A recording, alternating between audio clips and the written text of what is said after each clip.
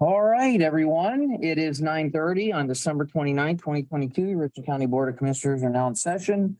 Very lengthy end of year agenda today. Commissioner Vero, Commissioners Banks and Mears, Clerk Stacy Crawl, buddy Jimmy Sweat, always here to ask for some money here. Our County Administrator Andrew Keller, Major Joe Massey, looking as handsome as ever because he's Italian. And then our sheriff, Steve Sheldon, and then a visitor today, Steve McLaughlin, city councilman from Shelby. Carl was here. Do we know where he went? Sitting down. Okay, there's his hand. For anyone watching, and then is Al on? Yeah. Okay. So we are here today to discuss and potentially approve, which I believe we will, a notice of ARPA expenditure on the software package that Captain Sweat and the Sheriff's Office have presented a little while back. There is a slight modification. The request for award has been slightly reduced to 1,085,821.48. That is a little different than the original expenditure. And that's simply that we can modify down the road if and when the city of Mansfield makes a decision or decides whether or not to partner with us. But we didn't want to, for their sake, include them to create an expectation or an unnecessary belief that they were going to do this to commit them to any funding. So it's about a $51,000 adjustment. They can always be added. That's not a big deal. So that's a little overview. Now I'll turn it over to Cap and Andrew. Well, I think I'll just turn it over to Andrew and he can explain the art part of the process. Sure. Well, as Commissioner mentioned, it's a award of $1,085,821.48. That represents the vast majority of the year one cost for the Tyler software. Balance is going to be coming from phase two funding. The sheriff has committed $250,000 of the sheriff's phase two funding, and that funding comes from the 911 revenue source from our wireless surcharge. And those funds, of course, are dedicated to the 911 system in Richland County. So recommending the commissioners approve an ARPA revenue loss award and this amount toward this system. Captain Sweat. Anything? Yeah, I think this is a huge advancement forward for public safety in Richland County. And it shows a continued investment by the Board of Commissioners to move our public safety in the right direction and get us to where we need to be and where we should be. And I think this definitely puts the sheriff's office and the county as the leaders in public safety software for this county. So we're very appreciative of that. And just a reminder, it's complete public safety. It's not just sheriff's office, it's 911, it's all the county fire departments that have been included in that, which was all the fire departments in Richland County with the exception of the city of Mansfield that'll be included in this project. Because as most of you know here, we dispatch for all of those agencies through our county 911. I know Commissioner Banks can speak to the fact that he's at our 911 committee meetings and our TAC meetings, and they're very appreciative of everything that we're doing for them at the fire department level. So we're happy that we'll be able to continue this. I would like to say, thank you to Nate from County IT. He's been very instrumental in getting us to where we are today. He's waiting upstairs. They're printing off the new updates that they requested today. He'll bring that down here shortly so we can do official signatures. But and again, obviously, Andrew, the sheriff, and the major for letting us work on this project to get to where we are. And again, your commissioners for accepting the project. Now, this doesn't change with the change today, Andrew. This doesn't change the license and service agreement though, correct? Or do we need to get an updated one? They're updating the pricing schedule only to reflect changes. So we can go ahead if we approve it, we can just sign it. You can approve it today. Once we bring it down here, it'll be signed by Tyler and the board can sign it. Yes, So should I not sign this? correct. It will hold. Okay. So at this time then, I'll ask for notice to approve, or I'll ask for a motion to approve the notice of ARPA expenditure for the sheriff's office for the Tyler Technology software. So move. If you're not safe, nothing else matters. I second. Commissioner Vero, Yes. Commissioner Mears, Commissioner Banks. Yes. Okay, now I will ask that we approve the license agreement, but we'll sign it once we get the updated pricing schedule. So let's go ahead and approve that. I'll ask for the motion that we do approve the license and software or license and service agreement. So moved. Second. Arrow, Yes. Commissioner Mears. Yes. Commissioner Banks. Yes. All right, gentlemen, any questions on the software package from Carl or Al while the band is here? Not so much on the package itself, but what is the current status then of the ARPA funding that's remaining? Review and in general. I can update that for you right now. I keep a to the minute spreadsheet and I even adjusted it $51,000 this morning after talking to. So Carl, in our, what we would consider a restricted ARPA balance, the county has a remaining balance of 8,118,731.00. With today's approval of the software package.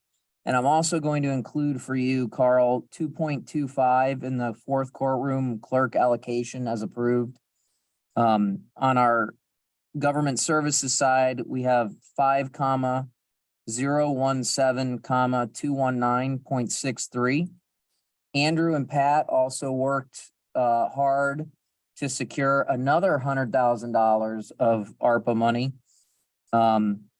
We've received our first installment of that. And Andrew, what exactly, if you could explain to Carl, the Fund 351, what that additional $100,000 will be? Yeah, we were notified last quarter of this year that there was an additional $100,000 being made available to county governments.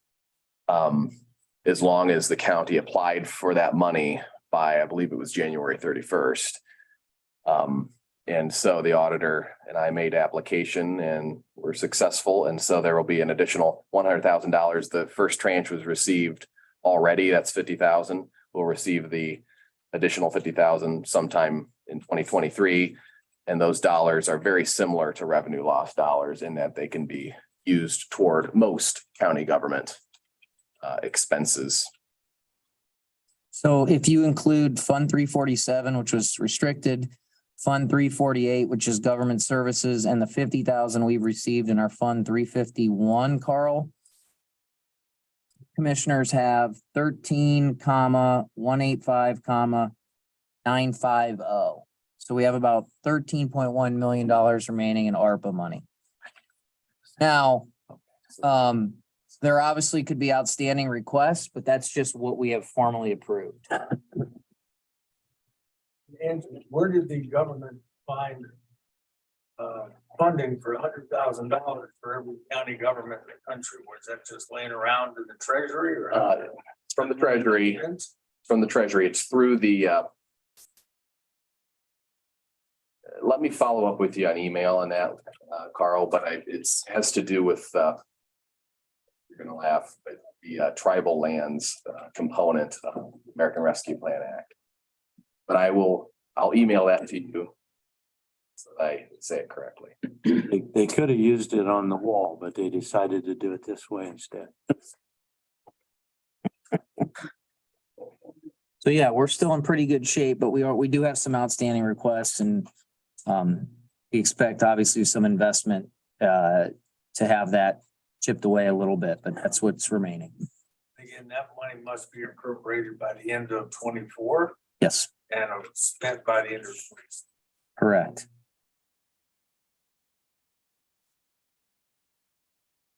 Al, any questions? Hey, excuse me, yeah. I'm sorry. Jim, how long will this take to get this new software installed? I think a realistic expectation would be 12 months, but to give ourselves a cushion, we're looking 12 to 14 months. And the reason for that is that they have to go through and convert all of our current years of data into the new system and move it over. Then we need to train everybody. So it's a long process. This is all strictly, excuse me, software, no hardware involved with this. The Tyler component is just software. The total project does include some hardware and some licensing components that were included in that. Okay, that's all I had. Thank you.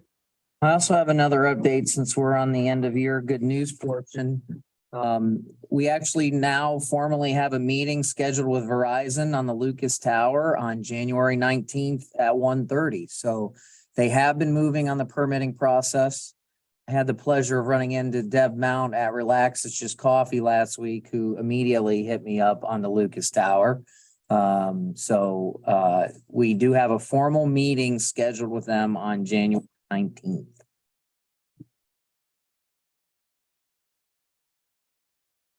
Okay. Thanks, guys. Happy New Year. Thank you. Go Irish. All right, we have a very lengthy list of items to go through. So motion to certify the record of proceedings for December 20th, 2022. Go move. Second. Commissioner Vero. Yes. Commissioner Mears. Yes. Commissioner Banks. Yes. Motion to approve 2022 encumbrances. Second.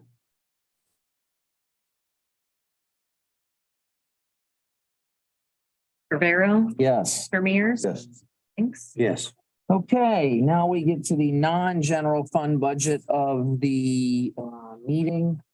Carl, we have obviously some little non-general fund items, but for your guys' purposes, Carl, now the main non-general fund budgets we're talking about be auto title, CAC, children's services, CSEA, Dayspring, which is us, engineer's office, JFS, which is us, mental health and recovery services, New Hope, regional planning, Richland Public Health, soil and water, solid waste, transit, and wastewater. So all the boards that aren't us, or excuse me, all the agencies that aren't us have a board to review these and sign off before it ever gets to us. We've obviously reviewed our CSEA, Dayspring, JFS, and wastewater budgets. Those all look good. At this time, I'll ask for a motion to approve our non-general fund budgets. Go move. Second. Commissioner Vero. Yes. Commissioner Mears. Yes. Commissioner Banks. Yes.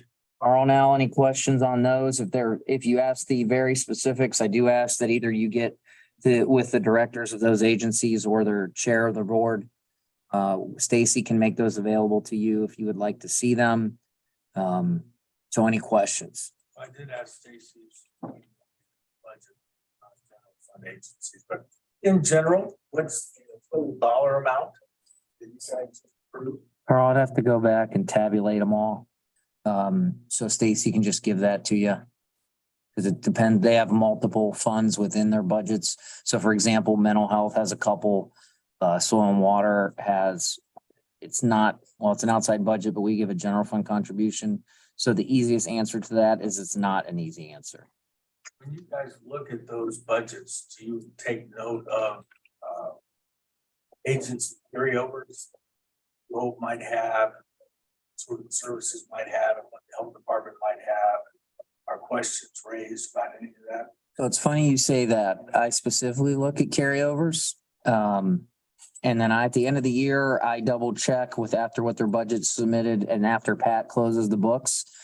And I review those outside agencies for carryovers. New Hope in particular is one that I pay special attention to. They have a pretty significant carryover. Now, Michelle Geese had individually met with the commissioners and had indicated that they expect that carryover to decrease. But I come in and individually check it. Their main fund number, Carl, is 225. Now, they also now via state law have an ability to put money into a capital project. But I showed at the end of 2021, because we're not at the end of 2022 yet, they had nearly $26 million in a cash balance. So that is one I'm particularly monitoring because that's a pretty significant cash balance. And that's particularly something to look at simply because they have two permanent levies. So they're a little different. So that's, and obviously that makes sense. So I want to be careful. They have individuals to care for their entire life. So the levy makes sense with their mission. But yeah, I check at the sort of mid to end January where all the cash balances are in relation to what their annual general fund or operating budget is. What is the and operating budget? Boy, that's, hold on a second. I guess what percentage? So their budget is also very complicated. So if you look, Carl, what they do, hold on a second. Oh, I gotta go back. Hey, so you did, where'd that go?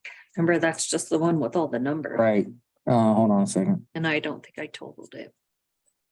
Let Stacy get that to you offline because they have so many expenses and revenues that it's all individual line items. So let Stacy get that to you offline and she can send it. Agencies, we have certain 60% of operating revenue.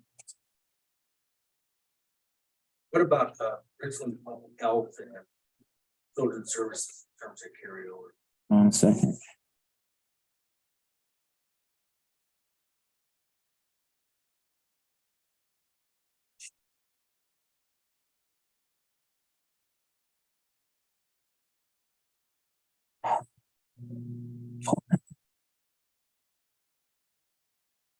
So if you look, Carl, New Hope's another particularly tricky budget. I show that now they have multiple funds, Pat's in here, but I generally look at their 917 fund, Who are you talking about? public health. Okay. But then they transfer it to, oh, Pat, what's the other fund number they transferred to? Well, their main fund number, I think, is 904. Hold on. Not too long ago, there was a change where they moved over, there was 904. Okay, so, They have the main fund 904, and then the rest of their funds are, if you consider sub funds, hundreds. And then as far as we're concerned, they're just normal funds, but they treat them as sub funds. So 904 funds, the majority of that's where the tax revenue goes into. And then they budget according to certain standards of state law and certain standards of the Ohio Department of Health that they have to report to on different occasions. So they'll have a fund for the spraying that they do. You know, because they got to keep all that stuff separate. So they're kind of complicated to answer. they're extremely complicated. Basically, all you do is take all the 900 funds, add them together, and you get your number. So I show they ended the year 2021 with $3.8 million in carryover. And right now they're sitting on a cash balance of 4.5. And I show for my tabulations, that exceeds what their annual operating expenses are for an entire year. So they are sitting on a decent amount. Now, a lot of that, they've gotten a boost in the past year or so with COVID monies, obviously. They have a decent amount.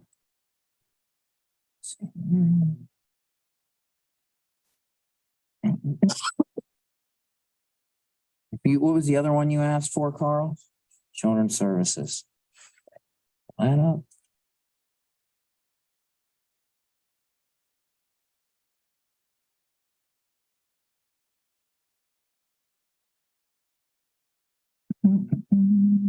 Kevin Goshi does a great job. So if you look at Children's Services,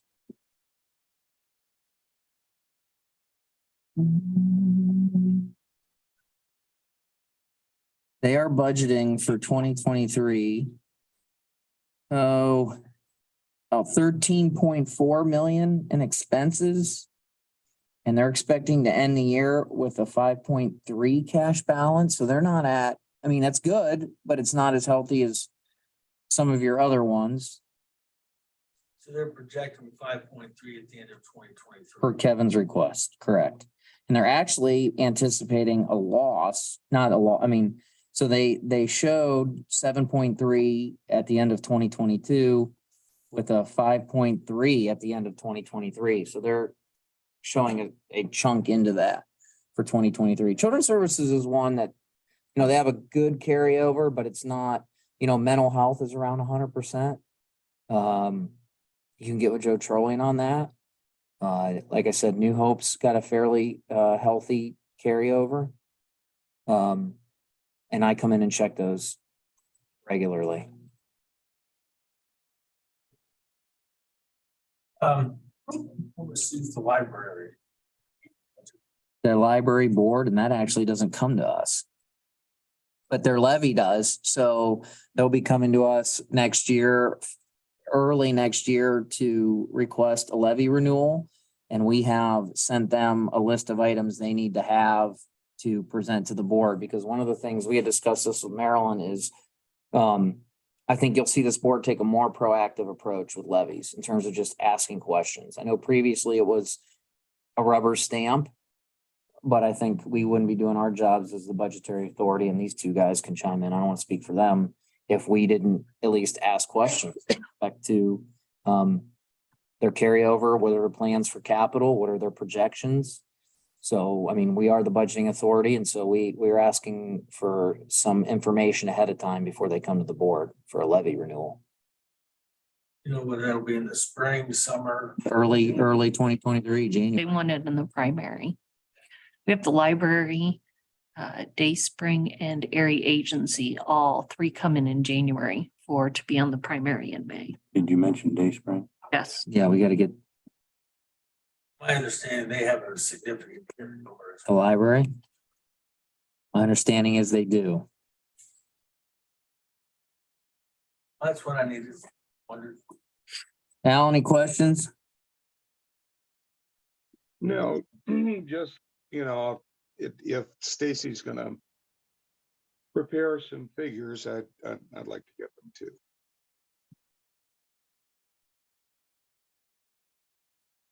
And I'll send you what we're asking from the library.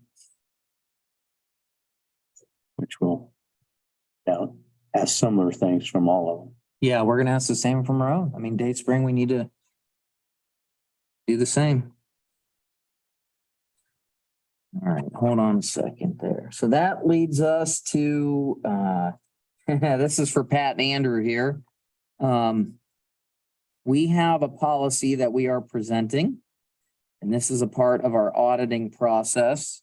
This is a federal policy. There'll be a allowability of cost determination procedures. Andrew or Pat, you guys want to take it away as to why we're presenting this to taxpayers today? Sure, it's, the state auditor has, like us to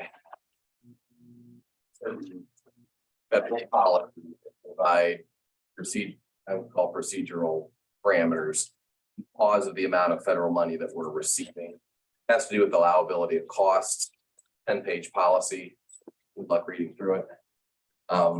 It all primarily comes back to reasonableness and good documentation. But it's something that they're asking us to adopt.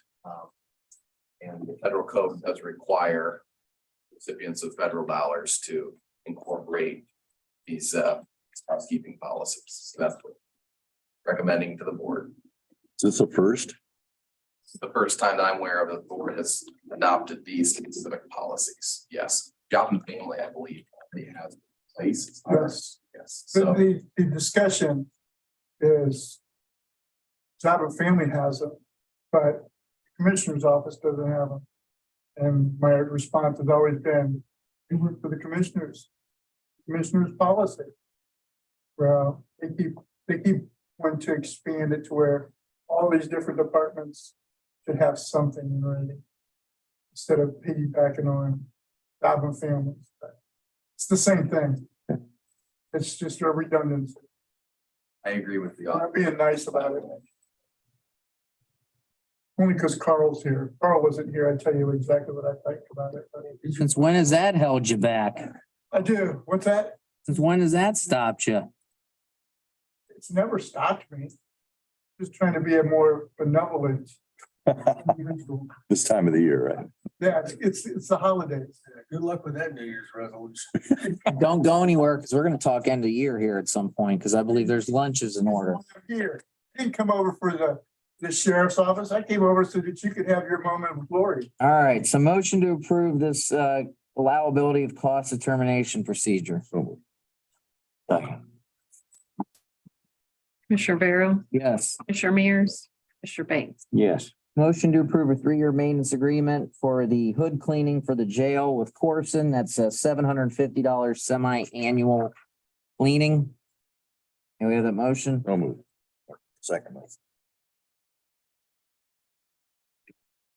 Commissioner Barrow, Yes. Commissioner Mears. Yes. Commissioner Banks. Yes.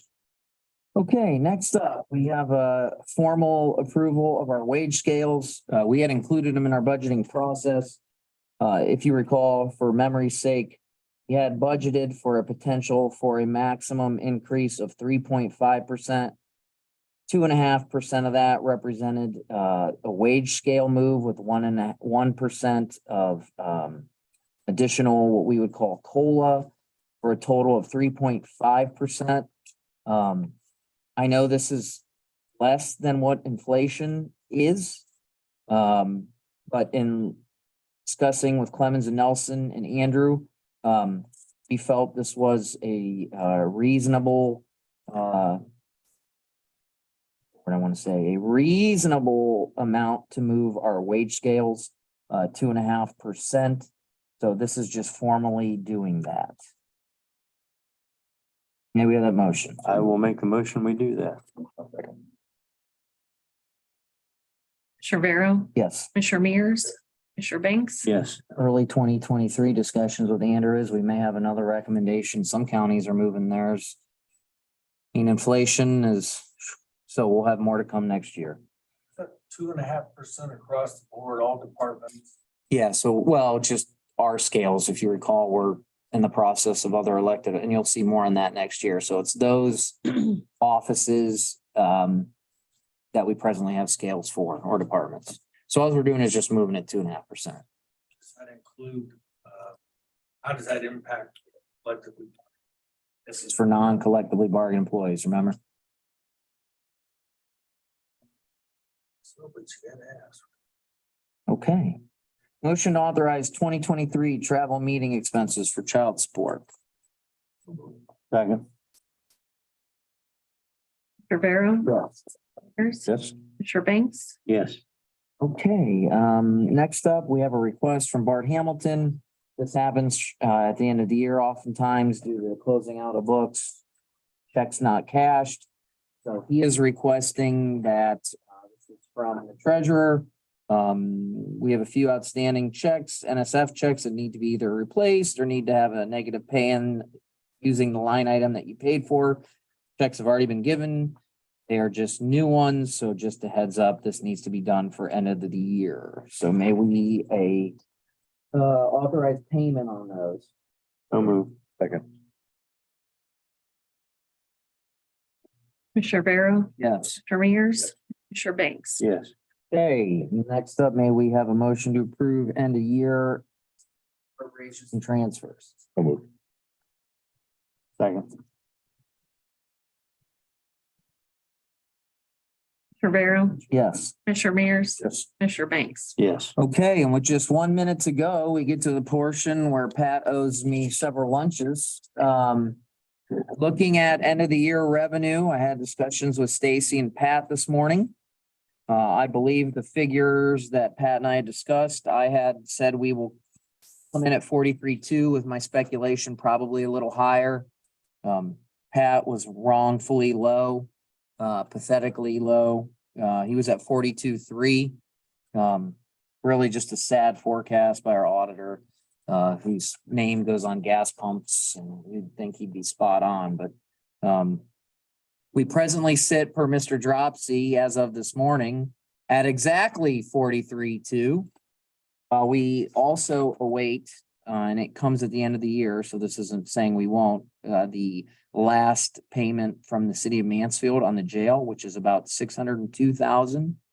So we usually get that either a walkover check or a wire transfer. So we expect the county's budget, this isn't the commissioners, to come in at about 43.8 million in general fund revenue for 2022.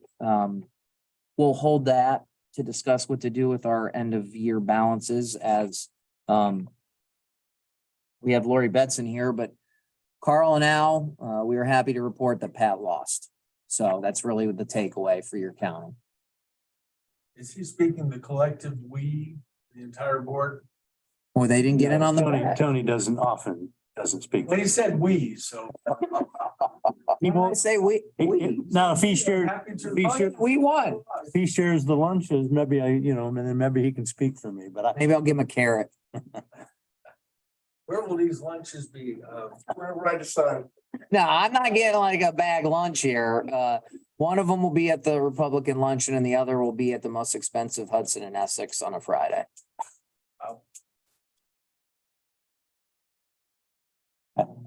I wouldn't bring him any of that candy next Christmas. I just, That's a thought. Al, anything? Yeah, going all the way back to that federal thing, you didn't give me a chance to ask on that. Is that really just a paperwork requirement? Well, for public purposes, no, we're gonna follow it to the T to make sure we don't get penalized during any audit. But we think you have the right idea. Yeah, it's just basically certain methods of record keeping then, right? Yes. Okay, that's all I had. One quick question, Pat. Obviously, this is a bet you're happy you lost because it means county that we won't. That's correct. And I stated that weeks ago. yes, you did. And if I lost because Tony won, I'll be more than happy to pay for lunch. I believe we have that on the record. That's just something losers would say in that, wouldn't they? Make them feel better. Okay, where's Notre Dame playing at? They're playing in Florida where it's warm What day are they playing on? tomorrow. That's They play the same day as OU. That they are. Yeah. That's true. That's true. And we'll go over, we have Lori here, but we have end of year stuff to. Want to do Lori? All right, Lori, you're up. Moving on. All right, Lori. Talk to us about contract amendments. We have several contracts through the Youth and Family Council that do have remaining balances. There were contracts that were awarded as of January 1st, 2022. We had 8 contracts and 7 of them have a remaining balance. So the council is asking that we do an amendment to continue the contracts during this transition period while we're looking for an executive director so that we can continue services to those families and youth. So I have 7 contracts. Would you like me just to identify them and the remaining balance on the contracts or? Yeah. Okay. I have Richland County Children's Services. It's for direct rental placements. And there is a remaining balance on that contract of $21,124,000.06. And I'm proposing that we amend the contract that would have ended December 31st of 2022, amend that through March 30th, 23, to give us several months while we're in this transition. Additionally, we have a contract with Neon Cog for Medicaid waiver match. That again would be amended through March 30th of 2023. And that would be, the remaining balance on that contract would be $7,249.50. And then Richland County Mental Health and Recovery Services for Wood Point Furniture, which the Youth and Family Council uses pooled funds to help Wood Point Transitional Housing with replacing furnishings that are given to individuals as they move out of the housing. There is currently $816.04 remaining on that contract. Then we have a contract with Community Action for Capable Youth, CASE, for in-home parent education. Again, that contract would be amended to continue through March 30th. And the remaining balance on that contract is $4,550.53. We have a contract with North End Community Improvement Collaborative, NECIC, which is My Brother's Keeper Youth Mentoring Services. This contract again would be amended through March 30th of 2023. And there is a remaining balance of $21,855.44 on that contract. Then we have a contract with Ultra Yoga and Massage, which is yoga for preschool and multi-system youth. That again would be amended to continue through March 30th. And there is a balance of $1,280 on that contract. Then there is Young Women's Christian Association, or the YWCA, for mentoring and coaching childcare providers. That contract again would be amended through March 30th of 2023. And the remaining balance on that contract is $883.43. Again, this is not to increase those contracts that were awarded as a result of a request for proposal that had been put out to the community and then submitted to the council to vote on or approve. And those balances are balances of the remainder of those initial contract amounts. So if I understand this correctly, all those contracts are only going to, instead of ending end of the year, will be extended through the end of March. Just, All 8 contracts. yes, just a few more months. I'm intrigued by the yoga for preschoolers contract.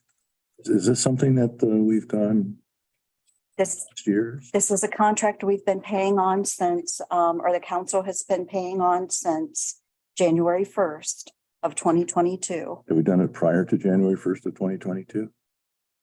I believe there was a contract in 2021 for yoga as well. Yes, For preschoolers? for preschoolers and multi-system youth. Yes. And again, this is just a recommendation to extend these. I don't know if we'll continue to do that moving forward. I think we'll sort of have a directive in place to go from there. Okay, motion to approve the contract amendments. So moved. Second. Commissioner Barrow, Yes. Commissioner Mears. Yes. Commissioner Banks. Yes. Okay.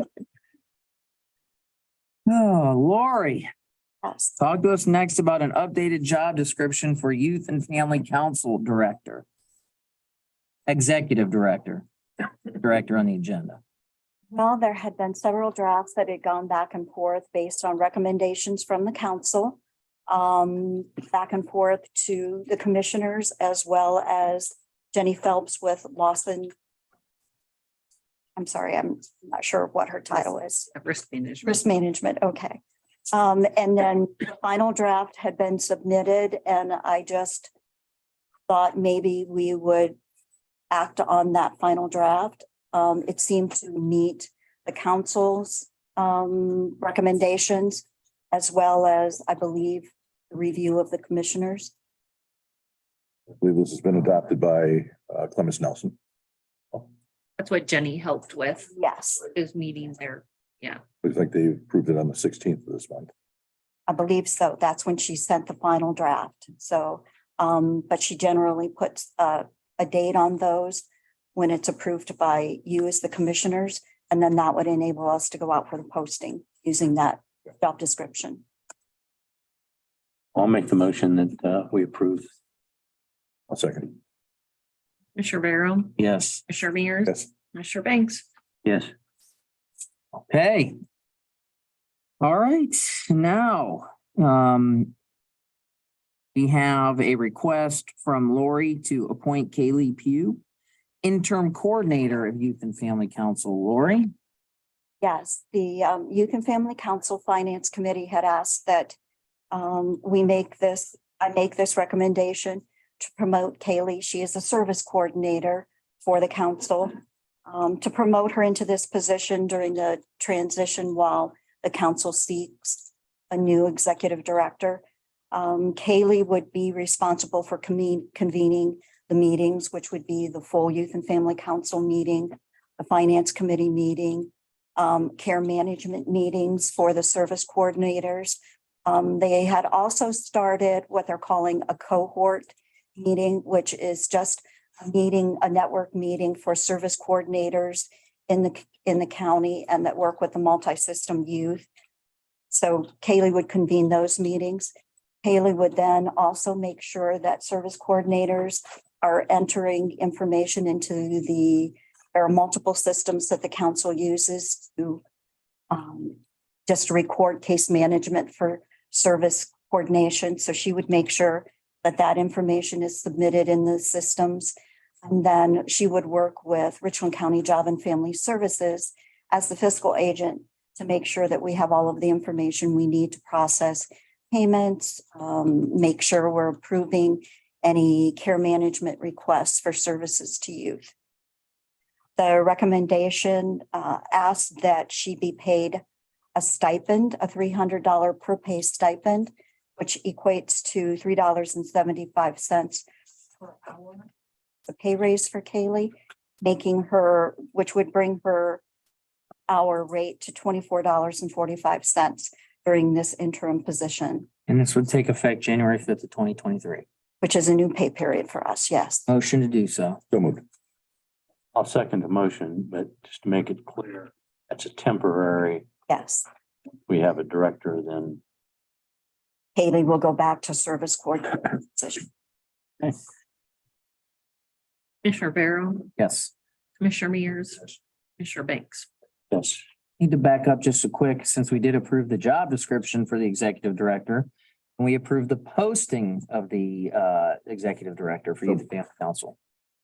Second, Barrow. Yes. Commissioner Mears, Commissioner Banks. yes. And then one last piece for JFS. Lori, good job. May we have a motion to authorize an internal job posting of training officer at JFS internally.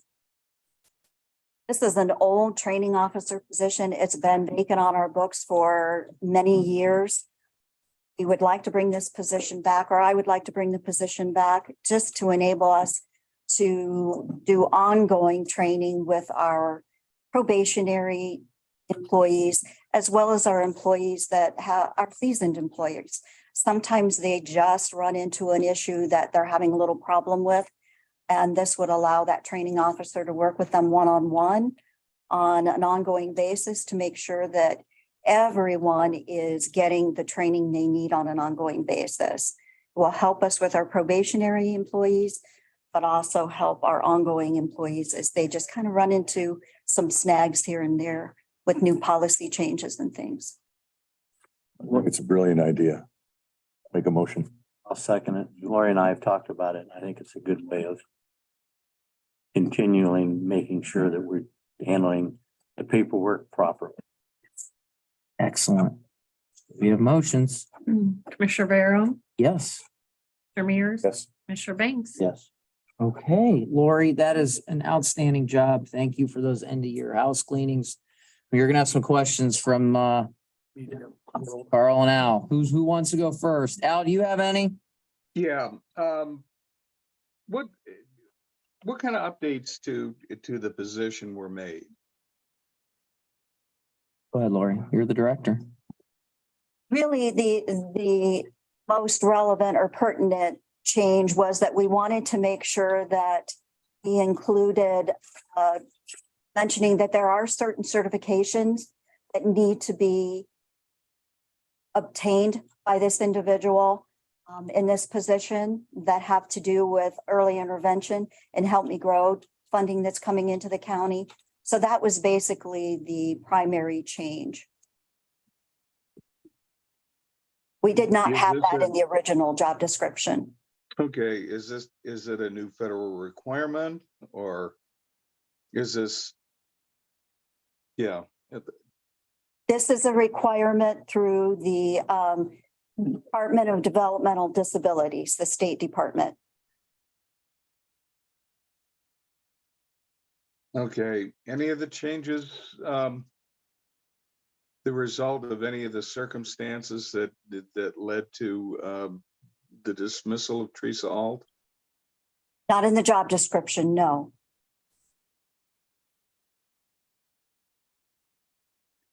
I think that's all the questions I had, Carl. Thank you, Al. Can we get now that it's been approved, it's going to be posted, can we get a copy of the job description? Casey has them right there. Does the job description indicate a salary range and has that changed? It has not changed. It does include a range. From the wage schedule. What is the range, I guess? Casey, can you read it?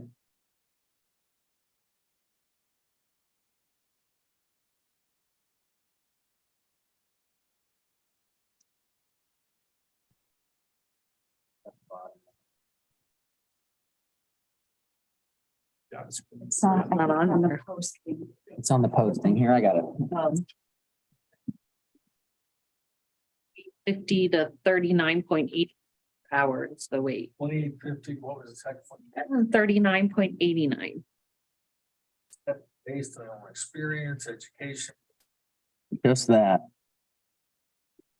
You applying, Carl? I am woefully unprepared for any of that, so I'm uneducated. Experience. I'm sure we'll have people apply with less. The contract amendments that were extended, right, is there any particular reason why that money was not expended by the end of the year? No. Typically, services such as these are expended as they're needed, as families indicate there is a need, and the service coordinators identify those needs in working with families. I'll do the math if I have to, but if you had to add up all 8 amendments, this got rolled at the end of the first quarter. $57,759. Math that I could.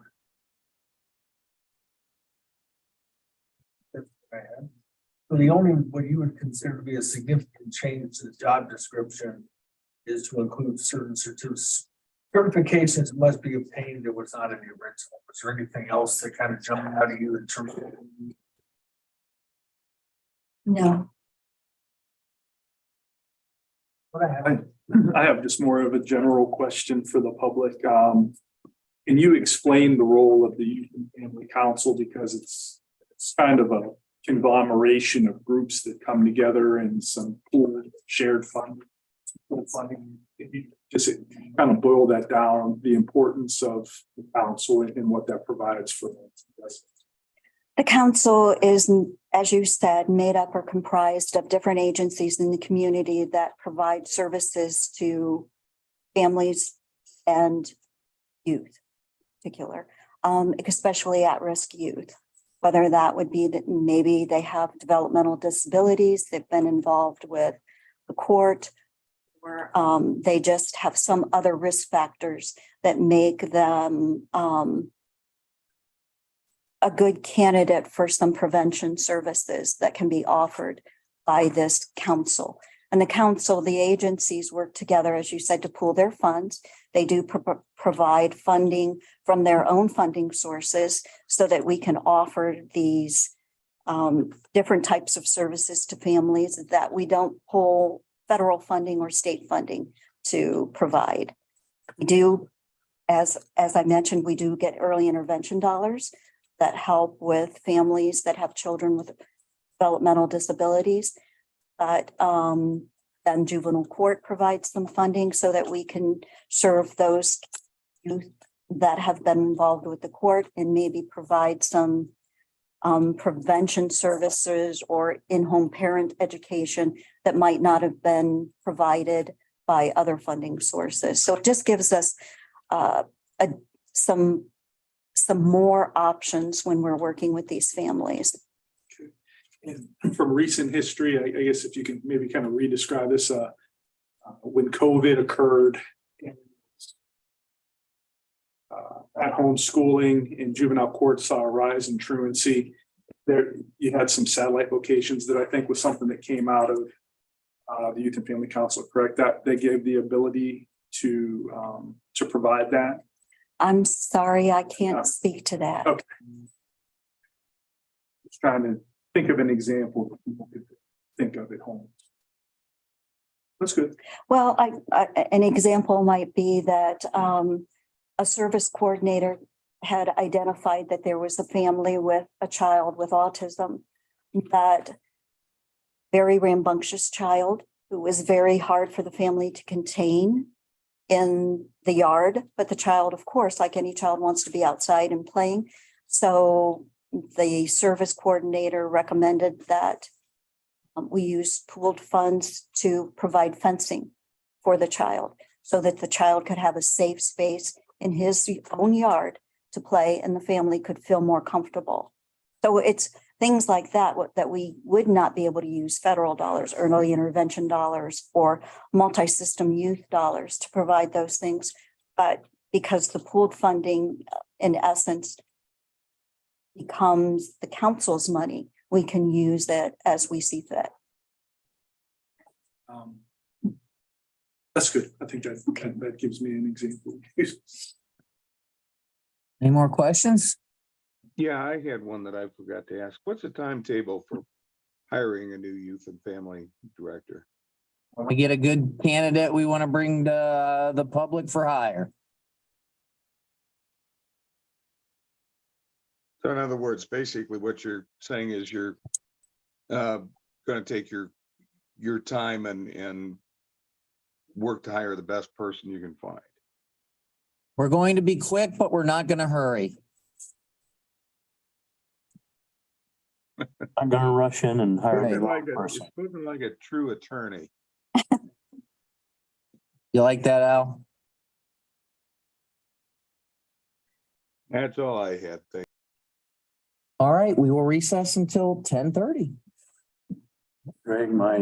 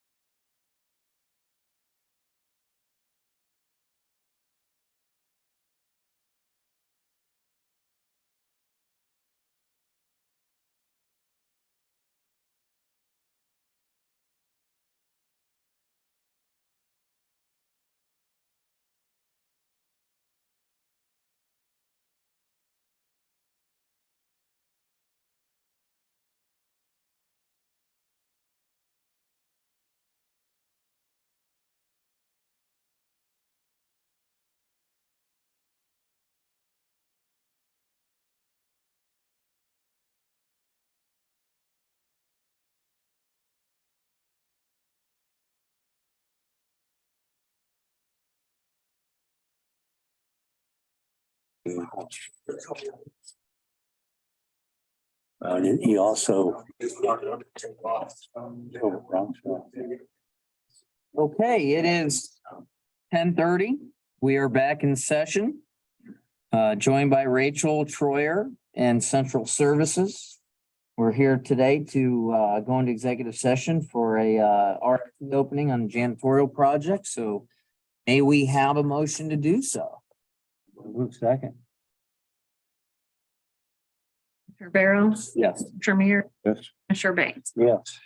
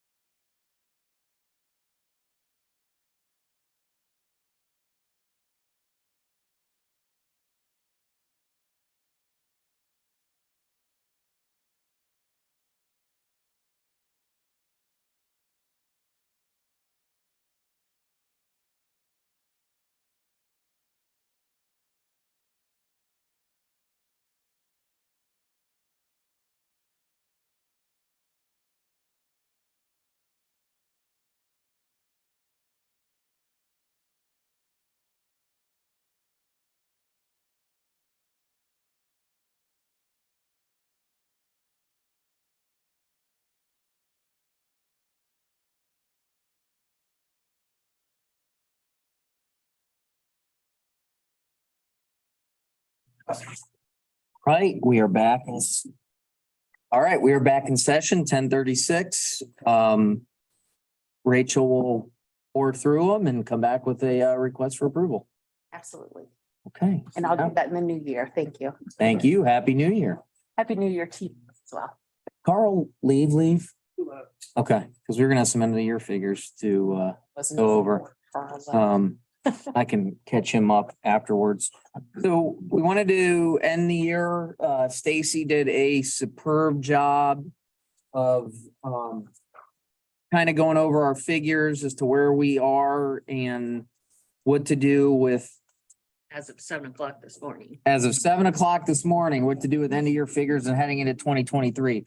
So Stacy, just before we get started, Pat walked over, we talked about it. Did you go off of the 43.2 figure? My 6.5 million is what we were at 7 o'clock this morning. Okay, so those should match. Yep. And we are expecting again, at the end of the year, that payment from the city of Mansfield. So with that said, we are expecting to end the year at about $7.1 million to the net positive in the general fund. That's revenue over expenses. Stacy then took out 2022 encumbrances. That's about $286,000. Leaving about 6.8 million. We had already discussed, and did we formally approve that? We did formally approve transferring $1.3 million of that into our debt funds to pay off debt. For clarification purposes, we can't just pay off the debt due to the bonds. But what this is doing is in essence paying off the debt in terms of, okay, here's what we owe on them. We are transferring that to the debt funds and we will pay all, which would be the phone system and the dog warden's debt out of those debt funds. So we are in essence paying off that debt. There's a couple others. You have a transfer out to the veterans, some public defender. We have to decide on public defender and dog warden. Yeah, so you had, go ahead, Stacy, we're about 8,200 short there. No, public defender short the 15,502. The dog warden was 8,000 negative at 4 o'clock, but 8,000 positive at 7 a.m. So the payments from yesterday got posted. So we're good on the dog warden The then. dog warden's good, except how much do you want to give them any little bit of a cushion? I would, We thought they were going to be cash short. So we thought we were going to have to transfer money in 22, but they are now cash positive. So everybody's getting their dog tags. Why is that? How do we have such a quick turnaround, in such a short dog time? tags, Same December dog. posting of payments. So when you're looking at the system, I mean, it's not live, Yeah. so yeah.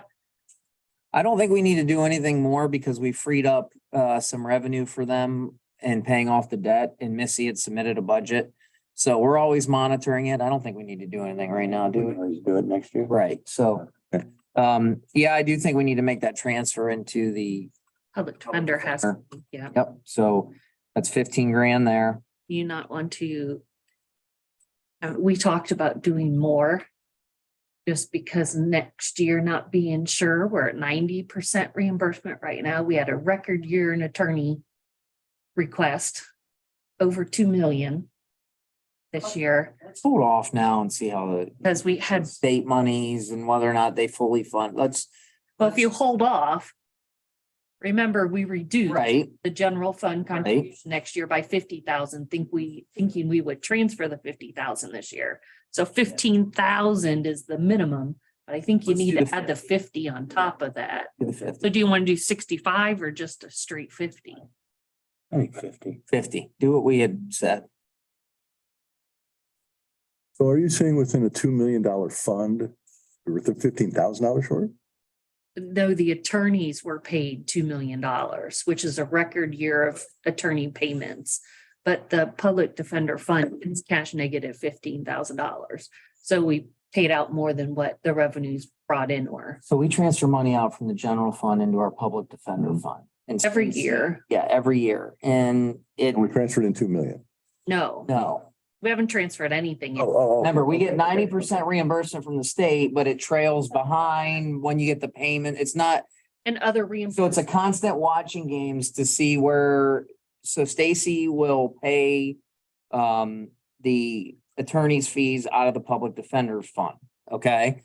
We have money to start the year. As we start to get low, Stacy's monitoring it, saying, okay, we're gonna need to transfer money from the general fund into the public defender fund so we So can this pay is the done bills. admittedly as Yeah. needed. Okay. And then you're reimbursed by the state, so it's kind of like a scale, right? So before you got here, we had quite a discussion with the attorneys because they said, well, we're going to get 100%. Well, 100% turned out to be 85, I think, or 83. Then went up to 9 or And then it 90. went back and then went up and then went down. So we have to stay ahead of it. But we didn't increase what we're paying them as much as they wanted because we knew, or we had Remember that discussion, yeah. prepared when the state didn't give it as much as they said they were going to give. Right. Which is what I believe we had said to Mr. Davis. When we said, let's monitor it, and if we get to 100%, Is he the one that came in with shorts? that's correct. Okay. But I think the local bar has taken a different approach, and I don't think he's part of those discussions. Okay. So, I think we should transfer. yeah, we said 50, let's do the 50, right?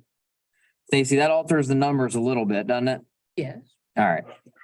So, takes it to 5, what 1909. is it again? So I can write this down. And look on it, Well, okay.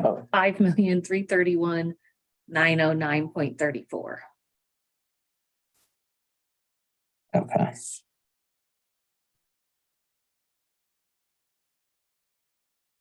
Okay. So I looked this morning at our rainy day fund resolution, which states we can put up to 5% of the general fund revenues into the rainy day fund based off the preceding fiscal year revenue. Now, Mr. Keller, Mr. Dropsy, and I had some enjoyable discussion on what we would consider preceding fiscal year revenue, particularly centered around the carryover.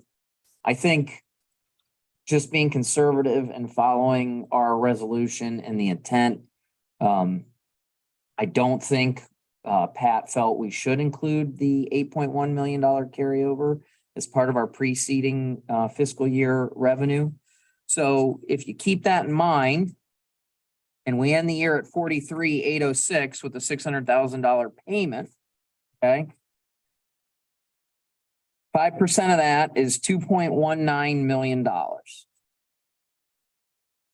In 2022 to date, we have put in 275,989.14 into the rainy day fund. So by my math, which again, you guys are a lot smarter than me. I show we could put another $1.9 million into the rainy day fund, which would bring that total to 4,782,703. I think that's something we should do. We meet our resolution, gives us an opportunity to build our rainy day fund. I think it's particularly important due to the uncertain economic times we're facing. We always keep 2009, 2010 in our minds. I think if there was ever a year to build up that rainy day fund a little bit for those uncertain economic times, I think this would be a year to do so, considering we have the monies. So that would be my recommendation. I concur. Let me get this clear in my mind. If we transfer in the 1.9 million, that would take us to 4.7 million. Correct. So we're almost doubling budget stabilization fund, is that right? It would be about 2 million. Yeah. Okay, yeah, Yeah, you're going from 2. we're almost doubling. We have 2.8 right now, Cliff. 2.882. 2.8, we're putting in 1.9. If we do that. If we do that. Yeah. Right. That's a substantial. Yeah. So Motion? I motion, I'll second that.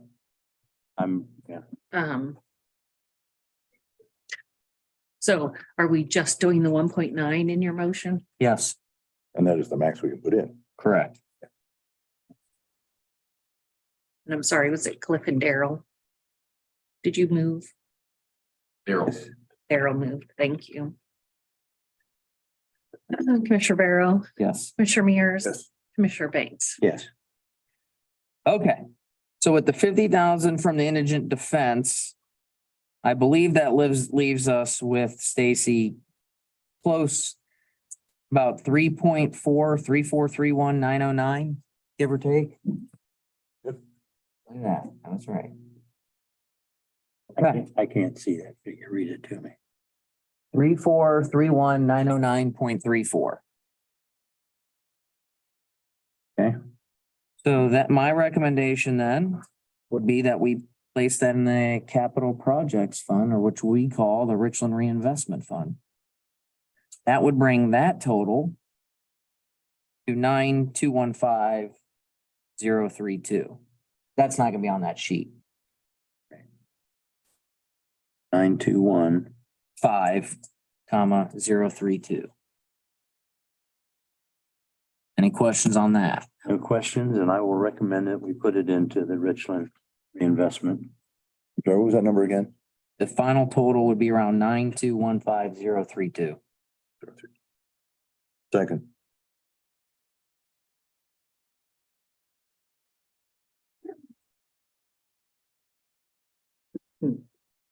Commissioner Barrow, Yes. Commissioner Mears, Yes. Commissioner Banks. Yes. And then lastly, then that means that we aren't adding to our carryover. We presently have an $8.1 million carryover in the general fund, which meets our general fund over. Well, you potentially are adding to it because of the revenue that's going to be paid in today and tomorrow morning. Well, yeah, but I think those monies are, There could be payments. okay, so let's put it this way. Fund, We've done what we've done now. yes. We do not plan to grow the carryover, which is 8.1. Should we get some last minute payments, we can further decide what to do with that, most likely into Richland reinvestment. But we do not intend to grow the carryover, which presently sits at 8.1, which meets our general fund policy guidelines. That better? Yes, boss, no, No, that, yeah. Okay. Because if you don't do anything, it would grow by some right, small amount. small amount. Not expecting large I payments. mean, let's put it this way, if it's $50,000, okay, we might, but let's see what it is. I mean, the recorder would have paid their money in this morning, you know, from any transactions yesterday. And I mean, you know, they're small. We'll take a We look. can take a look at it next week, decide if either stay there or go to capital improvements, one or the other. Okay. That's, let's see, where do you put that? 22, okay. Yeah. Any questions? Yeah, and can you differentiate the reinvestment fund for the public as opposed to your rainy day? Like, talk about. What, So reinvestment is just a fancy word, the name of our fund, it's our capital projects fund, and it's what we use to pay for capital projects. Rainy day fund is just that, in the event you have a situation like 2009 and 2010, you'll have dollars available to help fund any budget shortfalls. and what's the total on that reinvestment fund with the transfer? Would you transfer 3 million? Transfer about 3.4, Greg. So that leaves, again, that's all, we're talking dollars, but about 9,215,032. And keep in mind, we also have at the taxpayers' disposal, Rescue Plan Act monies in the government services line item, but also the restricted ARPA for capital projects as well. All of these dollars excludes the $13 million still remaining in Rescue Plan Act dollars. Let me ask you this question just in terms of a major snow event that takes place over last minute Christmas shopping and sales tax revenue as you're trying to finish the year. Is it amazing that roads were open, stores were open, and Power didn't go off. power didn't go off? Yeah. Well, we have an after action meeting, what? 2:00 today. No, it's not today. Is it today? I didn't think so. That's next week. Next week. Yeah, it's next week.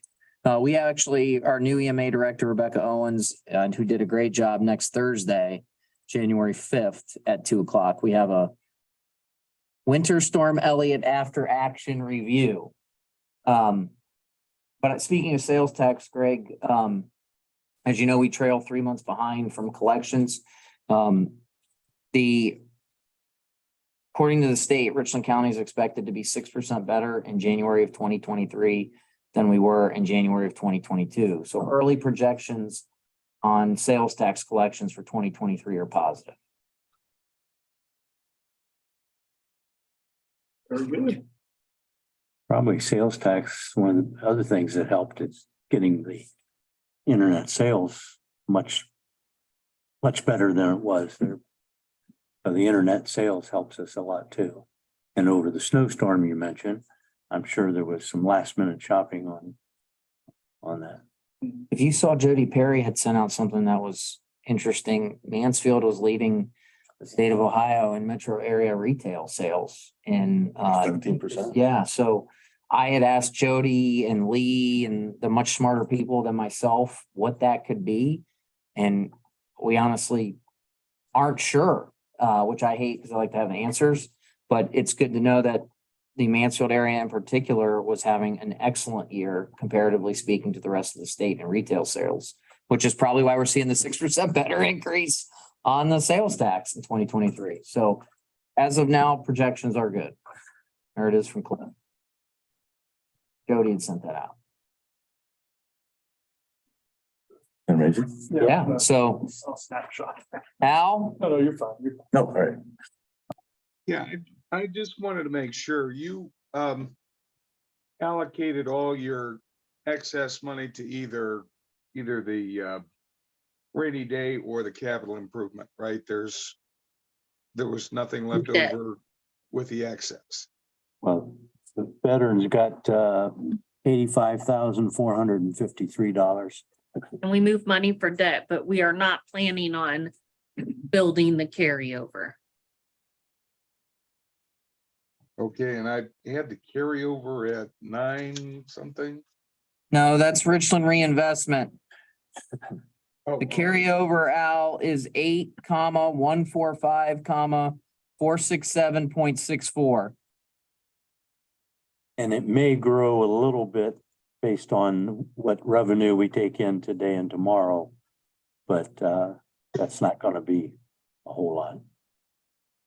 Okay. Then again, we might use that money for the reinvestment. Okay, that carryover sounds like it's higher than figures I remember discussed during budget. Is my memory faulty? Yes, Wait till you get as old as I am. Now you're telling me the truth on that, Tony. yes, it's been 8.1 for all year.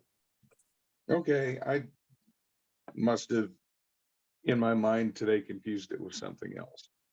Right now. We'll add that to the lunch. You can buy us a lunch like Pat drops. No, Stacy says. Okay, you have to come here to Conneaut to collect on that one. Well, yeah. we'll wait till it's warmer. You can send DoorDash. Okay, that's all I had. Thank you.